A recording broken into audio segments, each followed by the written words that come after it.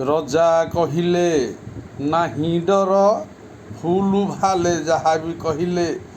ରଜା ତୁଣ୍ଡକୁ କିଏ ଅଛି କରିବ ବନ୍ଦ, କାହାର ଅଛି ସାହସ କୁହ ହେ କାହାର ନାହିଁ, କାହାର ସାହସ ଅଛି?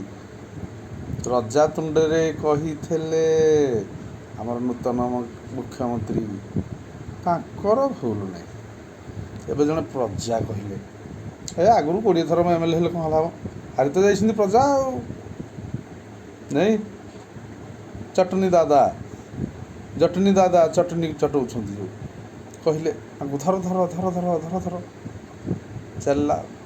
ଏବେ ଯେଉଁ କ'ଣ ଗୋଟେ କହିଲେ ସେଇଟା ମୋର ମନେ ନାହିଁ ମ, ଆମର ନୂଆ ମୁଖ୍ୟମନ୍ତ୍ରୀ ମାଝୀ ସାର୍, ଛାଡ଼ ତାଙ୍କୁ ଛାଡ଼। କଚେରୀ ନା ଗୋପପୁର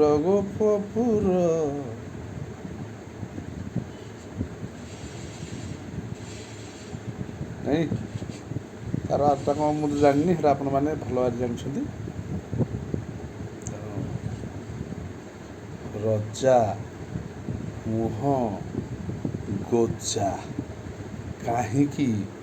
ପୂର୍ବାପୁରୁଷମାନେ କହିଥିଲେ, ଏଇଟା ତ ରଜା କହିନଥିଲେ, ପଣ୍ଡିତ୍ୟ କହିଥିଲେ। ଯେଉଁମାନେ ପାଣ୍ଡିତ୍ୟ ଥିଲେ, ତୁରନ୍ତ କବି ଯେଉଁମାନେ ଥିଲେ, ସେମାନେ ରଜାଙ୍କ ମୁହଁ ଆଗରେ କହିଥିଲେ, ଡରିକି ନୁହେଁ।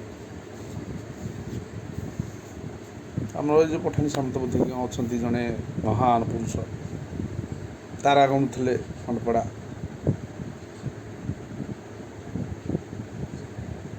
ନାଇଁ କି? ଏପଟେ ଯଦୁମଣି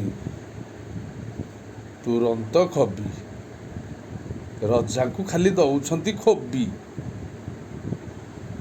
ହେଲେ ରଜା ସବୁଦିନ ଶୁଳିକି ସଜାଡ଼ି ଡାକୁଛନ୍ତି, ଆଜି ଶୁଳିରେ ବସେଇବି ଆସ ଯଦୁମଣି।